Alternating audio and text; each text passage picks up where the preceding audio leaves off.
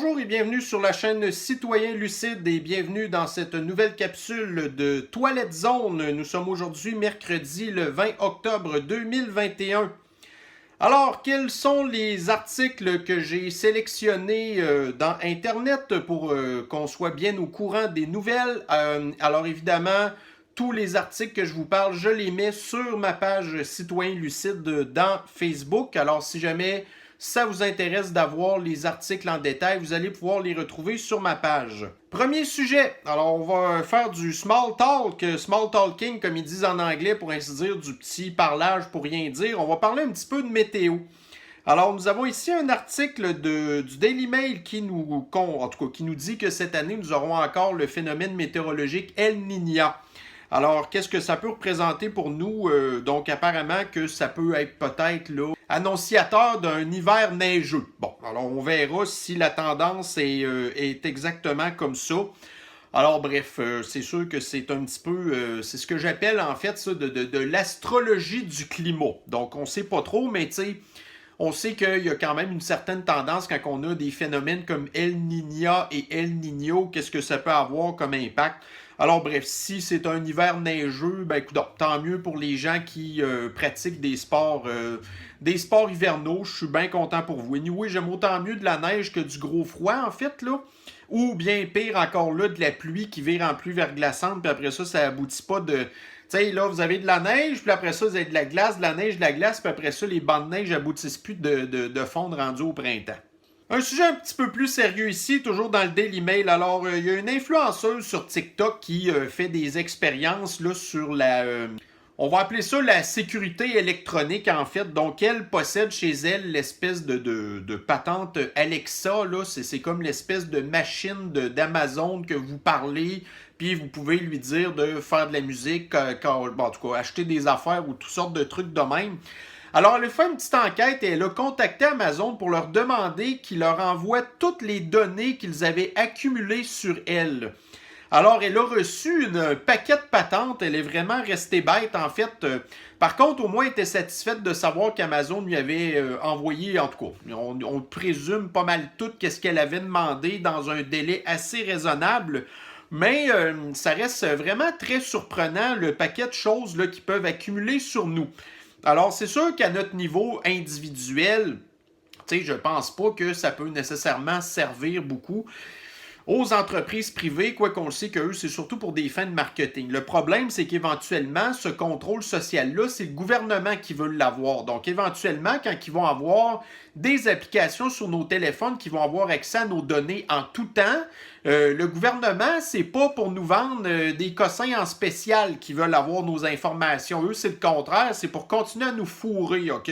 Ou à nous pénaliser ou à nous envoyer en prison si on se range pas dans le rang. Alors, regardez, ce que je vais faire une petite expérience parce que, comme je vous disais, j'ai pas de patente Alexa chez moi. Par contre, j'ai des produits Apple. Alors, je vais poser une petite question ici. Vous connaissez le système d'Apple. Alors, je vais poser une question, puis je la connais pas, je l'ai pas demandé. Dis Siri, est-ce que tu enregistres toutes les conversations que nous avons ensemble? Non, je respecte votre vie privée et n'écoute que lorsque vous me parlez. Vous pouvez en apprendre plus sur les mesures de protection de votre vie privée sur le site d'Apple. Alors, écoutez, est-ce que je crois ça? Oui et non. Nous savons, en tout cas, moi, ça fait longtemps que j'ai des produits Apple, donc quand on active notre téléphone depuis que Siri existe, donc c'est une espèce de programme qui nous aide à pouvoir, dire, bon, au lieu d'avoir à taper des patentes, ben, vous dites la chose, puis là, après ça, ça s'active, puis il peut faire beaucoup, beaucoup d'affaires à votre place, OK? Par contre, ça le dit très bien quand que vous activez Siri, en fait, qu'il vous demande s'ils peuvent enregistrer votre voix pour améliorer l'expérience, en tout cas. Alors, c'est pour ça que, la réponse ne me satisfait pas exactement, là. Mais bon, en tout cas, moi, de toute façon, écoutez, là-dessus, c'est pas quelque chose qui m'inquiète beaucoup, là. Premièrement, c'est très rare que je parle avec mon téléphone. Par contre, ce qui arrive, c'est que, pour activer la fonctionnalité en question, le micro de la chose fonctionne tout le temps et elle est toujours en attente de la commande pour s'activer, OK? Donc, ça peut arriver des fois, comme j'ai aussi une Apple Watch, alors, tu sais, tu es en train de parler avec quelqu'un, puis là, il y a des mots qui s'apparentent à la commande en question, puis là, cette patente-là s'active, OK? Fait que, en tout cas, je ne sais pas jusqu'à quel point qu'il enregistre des trucs, là, tout ça pour vous dire qu'écoutez-moi, tu sais, au niveau là-dessus, ça m'énerve pas tant. Ce qui m'énerve vraiment, c'est le passeport communiste du gouvernement, là, et surtout qu'est-ce qu'ils vont vouloir faire avec ça, là. Tu sais, le crédit social, je suis désolé, mais moi, ça m'intéresse pas, là. Alors, en tout cas, bref, je trouvais que c'était un article qui était intéressant. Alors, si jamais ça vous intéresse, vous pourrez le trouver sur ma page Citoyen Lucide. Ici, un article de mon site Teamcast. Alors, nous entendons parler ici un monsieur qui travaille dans l'alimentation qui dit en fait là, que les prix de l'alimentation ne vont faire qu'augmenter. Alors, écoutez, moi, à mon niveau, je ne magasine pas à l'épicerie. Je fais toutes mes épiceries toujours en ligne, OK? Alors, je ne suis pas très au courant au Québec pour l'instant s'il y a des pénuries de patentes là, dans les étagères, OK? Aux États-Unis, par contre, il y en a beaucoup. On a vu aussi là, au Royaume-Uni. Alors, des étagères vides, là, c'est pas mal devenu la norme dans bien des endroits. Par contre, ce que j'ai remarqué, parce que moi je magasine beaucoup dans la circulaire, c'est qu'il y a beaucoup d'affaires qui étaient régulièrement spéciales qui ne sont plus là du tout. Et j'ai remarqué aussi que la section des fruits et légumes, la section des spéciaux est pas mal de plus en plus petite. Alors, effectivement, ça fait partie des problèmes économiques qu'on vit présentement. Donc, je trouve ça important de vous en parler parce que ailleurs, ils ont des gros problèmes. Puis nous, au Québec, on est toujours un petit peu en retard sur les autres. Alors, je trouve ça important de vous garder au courant de ce genre de sujet-là. Alors, dans l'État de la Californie, la ville de San Francisco qui a mis un des plus sévères, en tout cas, bref, la thérapie-génisation obligatoire pour les employeurs. En fait, là, Biden a dit que toutes les compagnies qui avaient plus de 100 employés devaient faire la thérapie-génisation obligatoire. Par contre, ça n'est pas une loi. Ça, il y a beaucoup de gens qui ne le savent pas. Alors, les compagnies ont quand même embarqué dans cette espèce de délire-là dictatorial. Et là, vous avez une compagnie ici à San Francisco qui a dit FU San Francisco, nous on s'en sac, on va continuer à ne pas demander le passeport thérapie génisale aux personnes. Alors, la ville de San Francisco a tout simplement décidé de fermer cette chaîne de restaurants-là. Alors, éventuellement, on sait qu'est-ce qui va arriver. Nous, au Québec, on sait que la santé publique puis la police a été dans des commerces pour donner des étiquettes là, pour voir si ça respectait les mesures de fascisme sanitaire. Alors, ici, donc, vous avez vu tantôt, je vous ai partagé l'article du Daily Mail qui nous dit que nous allons avoir en Amérique du Nord le phénomène El Niño qui risque de nous donner au Québec, nous, peut-être un hiver très neigeux, OK? Alors, il semblerait par contre que ce phénomène-là en Californie va probablement empirer les problèmes de sécheresse qu'ils ont. Alors, nous avons le gouverneur de la Californie qui vient de dire, en fait, là, qu'il allait dire qu'il y a un état d'urgence en rapport avec le réchauffement climatique là, et qui pourrait probablement empirer leurs problèmes de sécheresse. Alors, évidemment, la Californie a beaucoup de problèmes, là, toutes sortes de problèmes. C'est beaucoup des problèmes mentaux, en fait. Alors, par contre, le problème du climat, ben là, c'est une autre histoire. Mais là, tu sais, vous rappelez-vous, la semaine passée, le même gouverneur de Californie qui disait que, en fait, qu'ils allaient interdire l'utilisation des tondeuses à gazon ou des souffleurs à feuilles avec des moteurs à gaz. Donc, tu sais, voyez-vous, là, vous avez des problèmes majeurs d'infrastructure, puis c'est grave, là, des problèmes de sécheresse de même. Puis on a vu l'été passé, il y a eu plein de feux, quoique il y a beaucoup de feux qui ont été allumés par des illuminés du climat, justement, là, mais en tout cas. Alors, bref, donc, tu sais, au lieu de s'occuper des vrais problèmes, donc, OK, toi, c'est fini la tondeuse à gazon, alors qu'ils se retrouvent avec les pires situations de sécheresse depuis longtemps, OK? Alors, encore là, une autre patente qui fait qu'en Californie, ça va vraiment mal. Il y a un article ici du Fox News qui nous dit que le secrétaire en tout cas, du Homeland Security, là, c'est comme une espèce de pseudo-GRC version américaine, en fait, qui a rencontré apparemment Le vieux Joe Robinette Biden, il y a de ça une couple de jours, et 2 jours plus tard, le même gars aurait testé positif à la Sniffles. Alors, ça va être intéressant de voir s'il va y avoir un suivi, à savoir si Robinette Biden va être testé pour la Sniffles, quoique là, il y en a qui vont dire c'est pas grave, il est protégé, il a eu sa 3e dose de thérapie génisation. Alors, en tout cas, tout ça pour dire que c'est dommage que la Sniffles soit rendue un petit peu moins grave qu'elle était avant, parce que moi, je me serais pas plaint de savoir que Robinette aurait pogné la Sniffles. Soit dit en passant, je l'appelle Robinette parce que son vrai nom, c'est Joe Robinette Biden. Alors, si vous le saviez pas, alors Joe s'appelle Robinette. Un article de la presse ici, donc notre fameux empereur fou raide Bill Gates. Bon, alors, vous savez, il y a une espèce de pilule que la compagnie Merck veut développer pour aider à, si vous avez la Sniffles, en plus d'être thérapie génisée, il faudrait que vous preniez cette espèce de pilule-là. Alors, j'en ai parlé aussi de ce médicament qui, en fait, est vendu énorme. Il me semble que c'est 400 fois plus cher que le prix de production, en tout cas, peu importe. Alors ici, vous avez bien entendu Bill Gates qui finance toutes les affaires pour crosser le monde.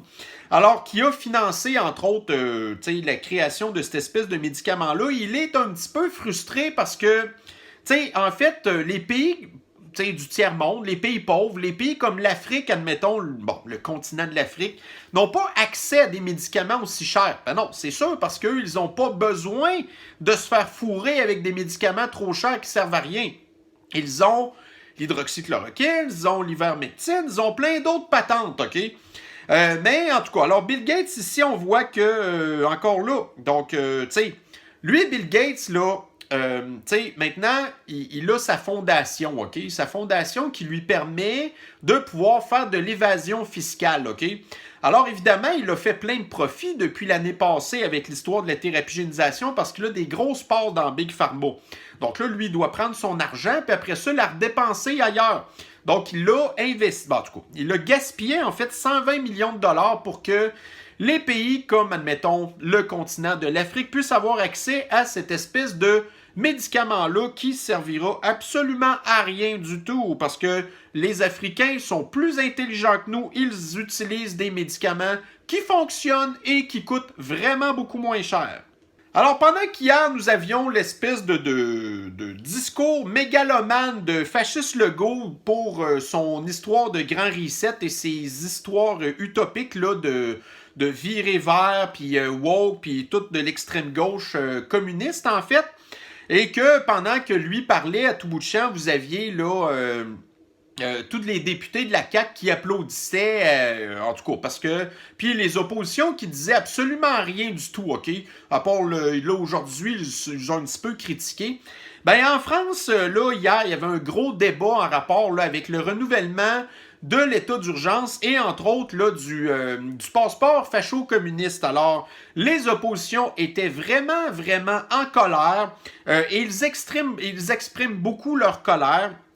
Alors là, pour l'instant, on ne sait pas encore qu'est-ce que ça va donner. Mais tout ça pour dire au moins que on voit qu'en France, même si ça donne pas grand-chose, les affaires brossent pas mal plus qu'ici où ce que nous avons le gouvernement, la dictature de Fasciste Legault et les partis d'opposition qui, pour la plupart, sont pas mal tous d'accord avec ces idées. D'ailleurs, il y a un autre article que je vais vous parler plus tard. Vous allez voir, Fasciste Legault, il est même rendu qu'il prend des idées chez Québec solidaire. Québec solidaire, il n'y a pas plus communiste que ça, là. Donc, un article du Post-Millennial qui nous dit, en fait, qu'il y aurait un recours en justice contre le gouvernement de Doug Ford en rapport avec les mesures sanitaires et le passeport facho-communiste. Donc, écoutez, des poursuites, on en a entendu plein depuis l'année passée. Hey, salut! Donc, c'est ça, écoutez, j'ai été interrompu pour un appel, un appel professionnel, là, bref. Alors, je sais plutôt ce que j'en étais là, avec Doug Ford, là, bon. Alors, bref, donc, c'est ça. Donc, tant mieux s'il y a des gens qui poursuivent, quoique, tu sais, on a vu qu'est-ce que les poursuites avaient donné depuis l'année passée. 0. Mais en tout cas, si jamais celle-là donne de quoi, tant mieux, là. Mais bon, au moins, il y a des gens qui essayent de quoi. Alors, nous avons ici un article du Newsmax qui nous dit, en fait, que la ville de New York déclare une crise de santé publique en rapport avec le racisme. Alors, c'est un petit peu paradoxal de voir la ville de New York, qui est probablement une des plus sévères dans le facho-communiste, qui oblige tous leurs employés à être thérapigénisés, qui ont obligé aussi, admettons, le passeport facho-communiste, alors qu'on sait qu'il y a une très grosse proportion de leur population qui est, admettons, des populations noires ou des populations latino qui n'adhèrent pas très bien à la thérapigénisation, qui se font mettre de côté, qui se font sacrer dehors, qui se font empêcher d'aller quelque part. Même Black Lives Matter considère que c'est devenu raciste. Alors, d'un côté, vous provoquez le racisme, puis d'un autre côté, vous dénoncez le racisme. Alors, tu sais, c'est ce qu'on appelle l'arroseur arrosé. Un article du CNews ici, on y apprend que Amnesty International dit qu'il y a eu, pendant la pandémie, des entraves sans précédent à la liberté d'expression, dénonce Amnesty International. Alors, sur le coup, tu dis « Oh, wow, Amnesty International qui dit que les droits humains, les droits et libertés, tout ça, ça a été bafoué. » Il ne faut pas tout à fait se fier au titre de l'article. Alors, je l'ai lu, l'article, mais je vous dirais que, parce qu'il parle beaucoup de désinformation, mais en fait, il parle de la désinformation qu'ils considèrent comme eux les fameuses théories du complot, OK? Alors, ils disent qu'il y a certains médecins qui ont été muselés, tout ça, mais là, on ne parle pas nécessairement de Didier Raoult et tout ça.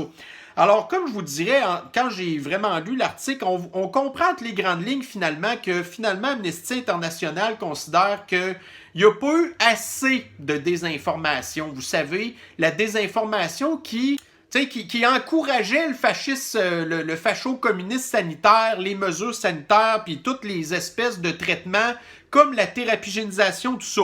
Alors, tout ça pour dire que quand on est rendu que même Amnesty International et puis notre bord, là, ben là, écoutez, on sait plus où se mettre, comme on dit. Alors, un petit peu question économique, nous avons ici un article du ici Radio-Canada qui nous dit que l'inflation a bondi de 4,4% au mois dernier au Canada. Alors, je n'en parlerai pas trop longtemps parce que je passe mon temps à me répéter. Tout ce que je fais, en fait, c'est de continuer à vous donner des articles qui le prouvent parce qu'il y a des gens qui sont pas allumés. Alors, imaginez-vous, là, il y a des gens qui sont pas allumés depuis l'histoire de la pandémie. Donc, imaginez-vous combien de temps ça va prendre avant qu'ils allument que l'économie va mal. Donc, on l'a ici, l'inflation, 4,4% d'augmentation au mois dernier seulement. Un article de TVA, Journal de Montréal. Donc, on a ici une chronique et le chroniqueur, il parle vraiment du Grand Reset. Donc, on n'arrête pas depuis l'année passée de nous dire qu'on parle de théorie du complot, le Grand Reset, c'est une théorie du complot, blablabla. Ben, voyez-vous, il y a des chroniqueurs puis il y a des journalistes qui sont pas tous imbéciles, OK? Ils sont imbéciles, mais ils sont pas tous... Ils sont pas tous pas au courant de rien du tout. Alors, on a ici le chroniqueur, en fait, qui en parle. Donc, c'est quand même intéressant de voir qu'au moins, il semble y en avoir quelques-uns qui sont au courant de ce qui se passe, qui ont remarqué qu'hier, effectivement, le discours de fasciste Legault, c'était un discours qui allait exactement dans la ligne de mire du discours du Grand Reset, OK, la réingénierie sociale puis le scrapage de l'économie au complet. Alors, en tout cas, au moins, je respecte ce chroniqueur-là d'avoir eu le courage d'au moins utiliser les vrais mots. Alors ici, donc, on voit dans la presse, OK, donc là, il y a un nouveau fonds indiciel qui est rentré en bourse qui se base un petit peu sur le Bitcoin. Donc, le Bitcoin, c'est la crypto-monnaie, OK? Alors, depuis cette année, en fait, là, il y a eu vraiment beaucoup là, d'en en rapport avec comment est-ce que ça se passait dans le monde de la crypto-monnaie. Alors, entre autres, en Chine, là, ils ont tout sacré ça dehors. Ils veulent instaurer leur propre monnaie virtuelle à eux, parce que s'ils veulent vraiment faire le crédit social, ça leur prend leur monnaie virtuelle à eux. Alors, il y a eu beaucoup de choses qui se sont passées avec ça. Donc, moi, j'ai de la crypto-monnaie depuis cette année, en fait, et effectivement, j'ai vu que c'est un monde qui est assez particulier parce que j'en avais acheté avant le gros méga crash qu'il y avait eu au mois d'avril, OK? Et après ça, ça a pris un certain temps à remonter. Mais là, on voit que de plus en plus, il y a certaines nouvelles comme cette espèce de fonds-là Maintenant, tu sais, je pense que j'ai vu qu'au Texas, maintenant, ils étaient 32%. Donc, toute la production des crypto-monnaies majeures, là, donc les États-Unis maintenant sont rendus 32%. Donc, moi, je suis content de savoir que les États-Unis ont rapatrié, en fait, la création de crypto-monnaies parce que ça va probablement stabiliser, OK? Surtout dans des États comme au Texas où ce que le gouvernement fédéral ne peut pas faire grand-chose, en tout cas. Alors, bref, tout ça pour dire que, en tout cas, fait que là, moi, je suis quand même content parce que, voyez-vous, depuis le début de l'année, juste mon Bitcoin, j'ai eu un retour sur l'investissement de 32,56%. OK? Puis ça, c'était à l'heure que j'ai posté mon affaire. Alors, évidemment, c'est sûr que je vais vous mettre au défi d'avoir du rendement aussi élevé sur n'importe quoi. Donc, j'ai des citoyens lucides qui ont commenté, en fait, ma publication, qui m'ont dit « Ouais, tu vas voir, ça va cracher, ça va être ci, ça va être ça. » En tout cas, faites ce que vous voulez. Si vous voulez laisser vos épargnes dans un compte à 0,25%, c'est à vous les oreilles. Si vous préférez aussi laisser votre argent dans des fonds qui sont gérés par les bourses, puis les spéculations boursières,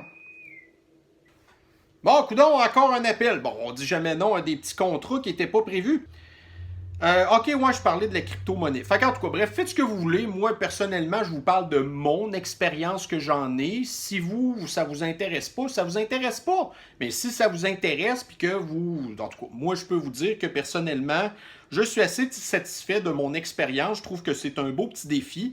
D'ailleurs, soit dit en passant, c'est quelque chose que je reproche beaucoup aux Québécois, ça, là, d'avoir pas de couilles, de pas essayer des affaires qui, parce qu'ils connaissent pas ça, ils ont peur, puis après ça, ils l'essayent pas. Alors, moi, c'est personnellement pas mon genre. Alors, en tout cas, bref, tout ça pour dire que faites ce que vous voulez, mais en tout cas, moi, je trouve ça intéressant pareil.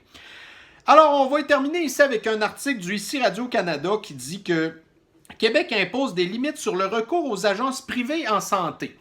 Donc, nous savons que présentement, il y a eu un très gros exode du personnel de la santé qui était tanné de se faire imposer du temps supplémentaire obligatoire là, dans les hôpitaux, en tout cas, toutes sortes d'affaires. Puis là, après ça, ils s'en allaient pour travailler des agences privées parce qu'il y avait des bien meilleures conditions de travail. Donc là, ici, on voit, puis vous savez, hier, je vous ai parlé d'un article comme quoi que Québec voulait créer sa propre agence de santé, OK? Alors, évidemment, c'est de la création de postes de fonctionnaires encore qui vont nous coûter les yeux de la tête. Ça va être encore géré tout croche, blablabla. Bla, bla, bla. Mais moi, ce qui m'a un petit peu allumé une cloche là-dedans, c'est que, je ne sais pas si vous en aviez entendu parler, mais il y a de ça quelques semaines, il y avait Gabriel Nadeau-Dubois de Québec solidaire, le fameux parti de l'extrême communiste, OK, qui avait parlé de ça, qu'il faudrait abolir les agences privées, que le gouvernement devrait tout rapatrier ça chez lui. Alors, c'est drôle que, je sais pas si c'est une coïncidence de voir maintenant que Fasciste Legault se décide d'aller encore là couper dans le privé, qui fonctionne très bien, pour après ça créer encore une autre espèce de une grosse pieuvre gouvernementale qui va flopper, puis que là, après ça, quoi là? Les gens qui étaient dans le privé, c'est parce qu'ils voulaient être dans le privé. Fait que là, ben, si ça se ramasse tout dans le public, puis là, en plus, ce qu'ils disent dans l'article, c'est que les agences privées vont se ramasser avec tous les chiffres les plus dégueulasses. Donc, finalement, ce qui va arriver, c'est que, bon, là, le 15 novembre, vous allez avoir plein de monde qui vont se faire sacrer dehors parce que ça ne leur tente pas de se faire thérapie génisée. Puis là, ben, vous allez avoir ces gens-là qui avaient déjà trouvé une façon de... Puis là, ils vont encore se faire écœurer. Fait que là, en bout de ligne, là, il y a des infirmières qui étaient rendues dans le privé qui vont aussi tout simplement débarquer du bateau.